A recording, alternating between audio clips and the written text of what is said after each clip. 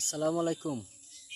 আজকে আপনাদের সামনে কিছু কথা বলবো, মনোযোগ দিয়ে শুনবেন।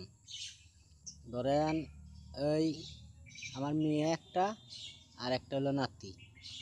কারণ এই দেশে এমন পরিস্থিতি হয়েছে, আপনার এই দেশে মনে করেন গিয়ে দর্শনটা বেশি বাড়ি গেছে। তাই এই দেশের সরকারের কাছে আহ্বান, এই দর্শনকারীকে ধরে মনে করেন গিয়ে আপনার এই সব ছোটো ছোটো 7 বছর 8 বছরের বাচ্চা মনে করেন দর্শন করতেছে, তার মায়ের বুক খালি করতেছে। তাই দর্শনকারীর এমন বিচার হওয়া উচিত। মতিঝিলের যে 4 রাস্তার মোড়, সেই মোড়ে দর্শনকারীর বাইদা তার এই লিঙ্গুকাইটা দেওয়া লাগবে।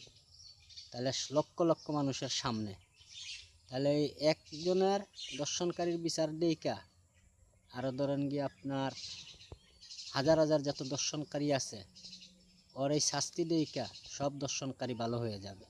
আর দর্শনকারীরা আজকে আপনি গ্রেপ্তার করলেন, 6 মাস 1 বছর 2 বছর 5 বছর তাইকে আবার বাইর হইয়া আবার মনে করেন গিয়ে এই দর্শন করার পাইল, সুযোগ পাইল।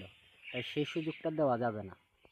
তাই আপনারা বাংলাদেশের যারা মানুষ আছেন সবাই, আমি কথাগুলি বললাম, আমার কথা ভালো বললাম না খারাপ বললাম, আপনারা সবাই দেখবেন। আর সরকারের কাছে আমার আহ্বান, দর্শনকারীর যেন কঠোর থেকে কঠোরভাবে শাস্তি হয়, এটাই সরকারের কাছে, আমাদের তারেক রহমানের কাছে আহ্বান।